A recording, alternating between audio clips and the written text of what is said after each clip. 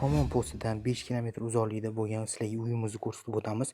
Bu uyimiz texnika, ichida mebellar, texnika hammasi qilib ketilgan. Hozir sizlarga birin-ketin uyimizni ko'rsatib o'tamiz.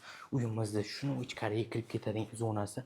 Qani bismillahir rohmanir rohim deymizda, hammamizga bunaqa uylar nasib qilsa, mana buni ko'ryapsizmi?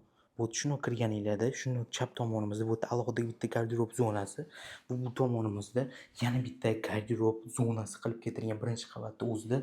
Qarasanglarchi, ikkita garderob zonasi qilib qo'yilgan. Bu yerda kiyimlarni qo'yib qo'ysanglar, kurtka-murtka narsalar qo'yib qo'ysanglar, bu yerda общий kiyimlarni qo'yib qo'ysanglar bo'ladi. Mana bu yerda общий birinchi qavatda gostivoy sanuzeli bo'ladi va uyimizning ikkinchi qavatga chiqib ketadigan zonasi va bu yerda podvorga tushib ketadigan zonasi bo'ladi. Tepamizda 4 ta spalniyalar qilib ketilgan va birinchi qavatda bu yerda ota-onalar uchun yotoqxona qilib qo'yishgan. Mana buni ko'ryapsizmi?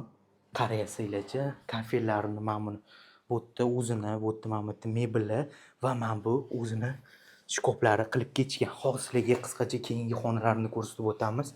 To'g'risini aytaman, haqiqatda zo'r qilib qo'yishgan. Shuni bu yerda kirsanglar, mana bu yerda mehmonlar kutib oladigan zonasi, bu yerda o'zingizlar bemalol choy ichib o'tiradigan zona qilib qo'ysanglar bo'ladi. Haqiqatda zo'r qilib qo'yishgan. Bu yerda televizor qo'yib qo'ysanglar, maza qiladigan joylar. Mana bu rasmlariga e'tibor beryapsizmi? Va ayollar sevadigan joyi bu oshxonasi bo'ladi. Oshxonasini ko'ryapsizmi? Juda ham katta qilib qo'yilgan. Bu yerda yana bitta oshxona, bu yerda gaz plitalar qilingan va bu tomonimizni ko'rsanglar, texnikalar shu yerga qo'yib qo'ysanglar bo'ladi. Va uyimizda sizlarga bitta narsasini aytib o'taman. Uyimiz ikki tomonlama chiqadigan zonasi. Bu uyimizda orqa tomoni bo'ladi. Orqa tomonini ko'ryapsizmi? Orqa tomonlari ham biram chiroyli qilib ketilgan.